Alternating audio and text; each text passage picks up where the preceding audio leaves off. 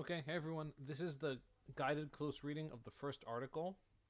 If you have not read the first article and done like that the analysis, the 5-step analysis of it, do that now. This is a review.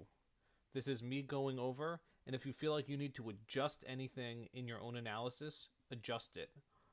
But don't just skip it and go right to this and fill it out because you're not going to get any like growth or like, "Oh, that's what that means." So this is just a close reading. I'm literally going to go line by line, sentence by sentence, reading it and exploring it with you. Again, this is something I do in front of class normally, live, but this is just the best way to do it now. So this is an article. This is very much actually like the kind of thing you'll be writing for Macbeth. It's proving something. Now, this doesn't use quotes, that's the major difference, but really this is a very similar thing to what you'll be writing for Macbeth. Okay, so here we go. Paying the price for the breakdown of the country's bourgeoisie culture. Okay, so articles, because they're short, often the title is their thesis. It's what it's going to prove. So, paying the price, that's a cliche. We are paying the price for what? Paying the price means suffer. The breakdown of the country's bourgeoisie culture. Now, traditionally, bourgeoisie, that's a Marxist term, just meaning the class that does the hiring, not the class that gets hired. The class of people, social class. The way it's the modern way it kind of gets used in America, bourgeoisie just means like fancy, upper class. This is where the term bougie comes from. Bougie culture, fancy culture. Okay, so that's really the thesis. There was a breakdown, a falling apart of the country's bourgeoisie culture, whatever that means, and we're paying the price for it now. That's the thesis, really. And that's the thing about articles. Since they're so short, the title is the thesis. Now, before I start reading this, remember, this is someone's article. This could be right, this could be wrong, this could be anywhere in between. You have the chance to say, this is what they're saying, and they're wrong, or they're right, or I qualify, whatever. So again, I'm just going to go line by line. I did have a version where I highlighted the important parts, but it was most of the essay, so I just deleted it. So here we go. Too few Americans are qualified for jobs available. Male working age labor force participation is at Depression-era lows. Opioid abuse is widespread. Homicidal violence plagues inner cities. Almost half of the children are born out of wedlock. Half of all children are born out of wedlock, and even more are raised by single mothers. Many college students lack basic skills, and high school students rank below those from 24 other countries. All right, let's work through this. Too few Americans are qualified for the jobs available. Yeah, we just either for college or just what we leave with high school, we're just not qualified for the jobs that exist. That may or may not be true. Male working age labor force participation is at Depression-era lows. So since the Great Depression, males participating in the workforce is at the lowest it's ever been. Now, this was written 2 years ago or 3 years ago, so it's not factoring in what we're going through now. Opioid abuse. Opioid, that's like heroin. That's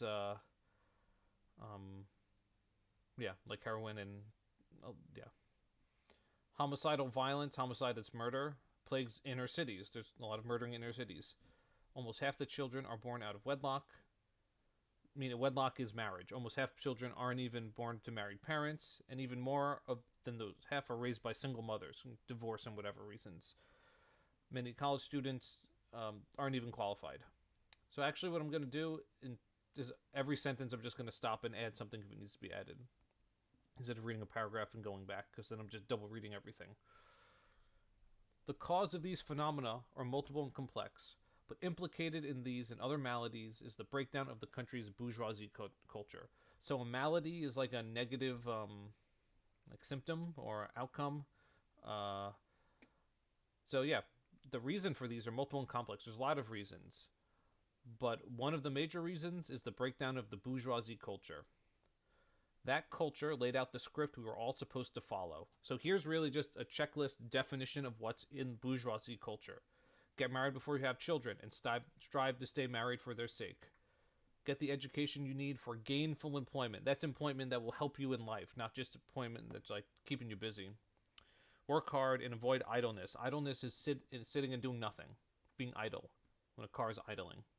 Go the extra mile. That's a cliched phrase. The extra mile is just do extra for your employer or your client.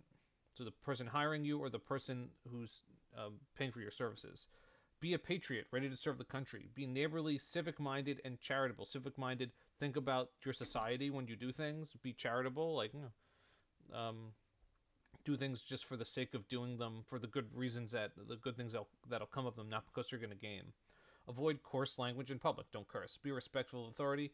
Eschew substance abuse and crime. Just avoid substance abuse and crime. So drugs and committing crimes.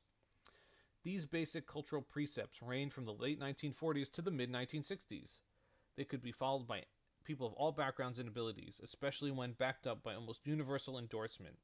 So the late 40s to the mid-60s, that's what we call the golden age of America, or at least the golden age of white America. That's the World War II era, the end of World War II, to the beginning of Vietnam. So this is when you think of like the golden age of white America, white picket fences, black and white, yes, father, that kind of stuff where the mother stayed home and vacuumed with a pearl necklace on and a dress. It's like that kind of perfect TV world. So that's what she's talking about. And that's also a huge point of economic growth for the middle class in America. Adherence was a major contributor to the productivity, educational gains, and social coherence of that period. And one of the things that made this period work so well was they followed the bourgeoisie culture. Okay. Did everyone abide by those precepts? Of course not. There were always rebels and hypocrites, those who publicly endorsed the norms but transgressed them. Yeah, of course there were people that in public looked like they were following these norms, like the checklist I mentioned above, but they weren't in their own private lives. But as the saying goes, hypocrisy is the homage vice plays to virtue, which I just think that means there's always hypocrites. Even the deviant, so someone that's a deviant is someone that doesn't follow, that breaks the rules, rarely disavowed or openly disparaged the prevailing expectations. Yet even people that broke these rules didn't do it in public. They at least had the facade that they were following all the rules. Was everything perfect during the period of bourgeoisie cultural hegemony, so that 1940s to the 1960s? Of course not. There was racial discrimination, limited sex roles, and pockets of anti-Semitism. Anti-Semitism, that's hatred of Jews. So what she's doing here is she's really saying, yeah, I'm not saying that what I'm saying is 100%, is flawless. Yeah, there were issues of this time that I'm saying that we should go back to. So she's kind of admitting, like inserting a little bit of a counter-argument here. However, steady improvements for women and minorities were underway even when bourgeoisie norms reigned. Yeah, when this was happening, there was a lot of progress that women and minorities were making. Banishing discrimination and expanding opportunity does not require the demise of bourgeoisie culture.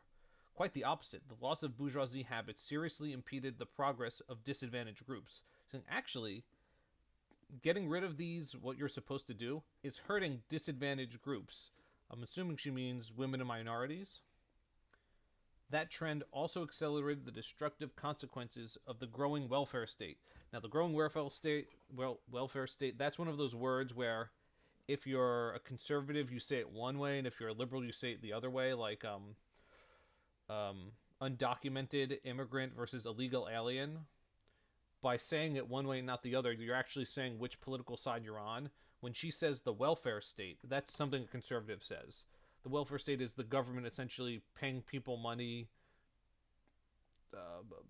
because they're financially disadvantaged. And welfare, being on welfare. Which, by taking over financial support of families, reduced the need for two parents. She's saying, well, the government says, we'll pay single mothers. What happens? There's more single mothers. It discourages marriage. That's her argument. A strong pro-marriage norm might have blunted this effect. Yeah, well, if the society was for marriage, it would have blunted this effect of the welfare state. Instead, the number of single parents grew astronomically, producing children more prone to academic failure, addiction, idleness, crime, and poverty. So she's connecting single motherhood, which is against bourgeoisie culture, to part of the downfall of American society.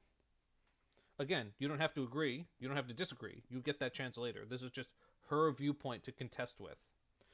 This cultural script, so script like something you're supposed to follow, began to break down in the late 1960s. Again, what's the late 1960s? That's the height of the civil rights movement, and it's the height of women's liberation. And it's really the the beginning of the modern gay movement, too. A combination of factors: prosperity, so economic prosperity, things were good. The pill, meaning contraception for women, easy contraception. The expansion of higher education, more people were going to college. And the doubts surrounding the Vietnam War. The Vietnam War was a big war. It was kind of like, it was very much like the war that America is actually still in, where it was like, kind of had no point. We were in there for the wrong reasons, except the public was outraged and there was a lot of protests and people actually got angry at the soldiers too. Encouraged an anti-authoritarian, so anti-establishment, anti-power, adolescent, wish fulfillment, ideal. Sex, drugs, and rock and roll. That's a cliche. Sex, drugs, and rock and roll. So we went from this bourgeoisie to sex, drugs, and rock and roll. Break all the rules. Have a lot of fun. That was unworthy of and unworkable for a mature, prosperous adult society. So we had a mature, prosperous adult society, but in the late 60s, that started to flip over. This era saw the beginnings of an identity politics that inverted the colorblind aspirations of civil rights leaders like the Reverend Dr. Martin Luther King Jr. into an obsession with race, ethnicity, gender, and now sexual preference. So identity politics, I think this was on the very first Socratic Circle, like when it was about groups and individuals for Anthem. Identity politics is the belief that what are your identity groups? Race, class, religion, gender, sexual orientation. Their historic struggle is your historic struggle. You should adopt it because they're your identity groups. So your politics should be based on your identity. Whether who you vote for, what bills you support, what policies you support. So she's saying Dr. Martin Luther King wanted a colorblind society where you're not judging people based on color. And you're not judging yourself based on color. But this turned into an obsession with race, ethnicity, and gender, and now sexual preference. Well, now it's the opposite. Race, people are saying race is most important. Ethnicity is most important. Gender is most important. So, like, we flipped what Martin Luther King wanted. And those adults with influence over the culture, for a variety of reasons, abandoned their roles as advocates for responsibility, civility, and adult values. So, yeah, the adults in that society, though, that late 60s, weren't doing their job as adults. And she's going to mention who she's talking about. As a consequence, the counterculture made great headway, particularly among the chattering classes. Chattering, that's a little bit of a diss. Like, when someone chatters, it's like they're talking but about non-important things. Academics, writers, artists, actors, and journalists. Oh, these people are the chatterers, and they did not do their job upholding bourgeoisie values, because these people are the cultural changers, who relished liberation from conventional constraints, relished means enjoyed, and turned condemning America and reviewing its crimes into a class marker of virtue and sophistication. So, what makes you a good citizen now? Condemning America. What makes you sophisticated and virtuous? Condemning America. America stinks. America's awful. America's done a ton of bad stuff. Now, this paragraph here is the most important paragraph in the article. This is her whole thesis statement. The rest has been kind of a build-up. So let's look at the structure so far. Remember, everything has a purpose in published writing. Everything is doing something. So here, America's bad now. It's bad because we lost this thing. Here's what this thing is, bourgeoisie culture. Let me give you a little bit of the history, and just so you know, not everyone followed it. Yeah, let me address a counter-argument. Things weren't perfect. Why did things start breaking apart from bourgeoisie culture? Let me go right here and to explain that. And now, her real point. So she's built up, not necessarily an argument, or a little bit, when she says we need to go back to bourgeoisie culture, the keyword being culture. And she's kind of explained that, and now she's hitting home with her thesis. All cultures are not equal. That's her thesis statement. You could literally copy and paste that and put that right in. What is it saying about cultures? I think it's step 2. All cultures are not equal. That's her bold claim. That's her thesis. That's what she's trying to prove. Or at least they're not equal in preparing people to be productive in an advanced economy. The culture of the Plains Indians was designed for nomadic hunters, but is not suited for a first world 21st century environment. That's a really interesting idea. So when we hear not all cultures not equal, we kind of get an uneasy feeling. But she says, well, let me qualify that. Let me add something to that. They're at least not equal in preparing people to be productive in our economy, in our society. Interesting. And then she says, well, think about Plains Indians. They were really good Plains Indians. They were really good nomadic hunters. But they'd be awful right here and right now. They wouldn't have the right cultural values to succeed in what we have. Huh. That's fairly interesting. Probably ancient Romans probably wouldn't either. Or, Spanish conquistadors or whoever. Or, anyone really from history. And then she adds a list of things that also aren't good for our culture. But, and it's a little sneaky here, unlike the Plains Indians, which don't exist anymore, the things she's about to... I'm not saying Native Americans do exist, but not as Plains Indians, riding horses, hunting buffalo. The things she's about to mention do exist.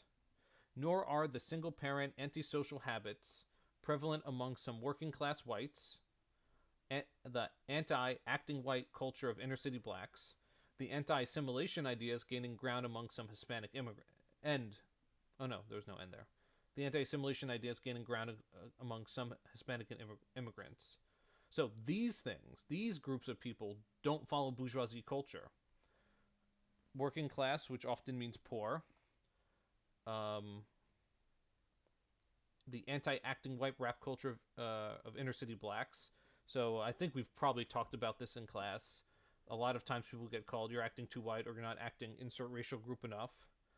And the anti-assimilation ideas gaining ground with some Hispanic immigrants, or she says specifically Hispanic immigrants. I know my great-grandpa was like that either. When he came to this country, he didn't learn English.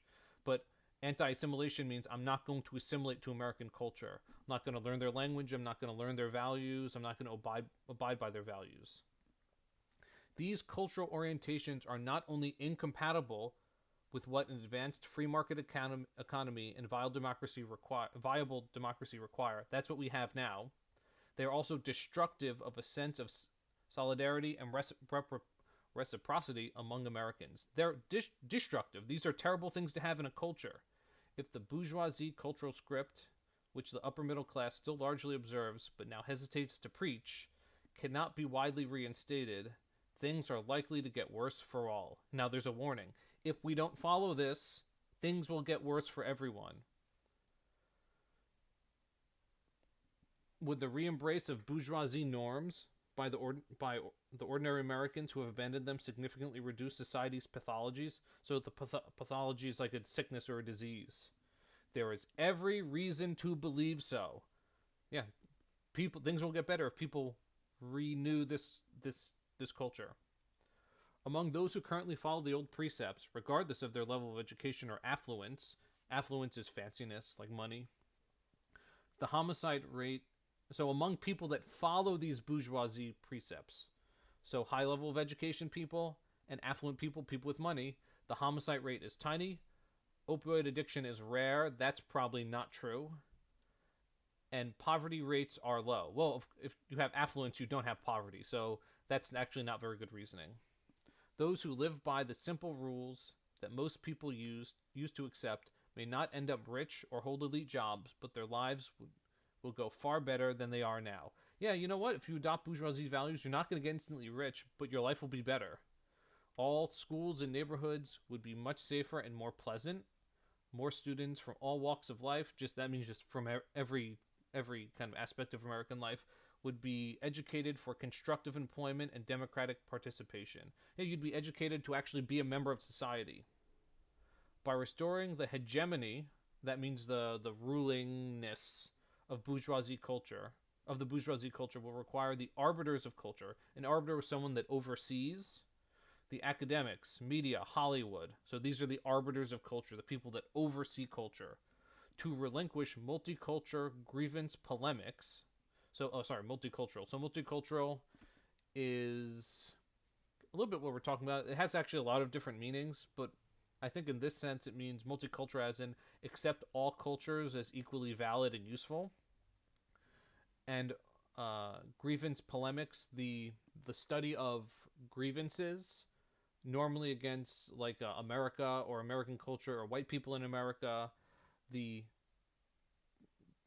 the practice of being grieved by America, or believing to be of being grieved, and the preening pretense of defending the downtrodden.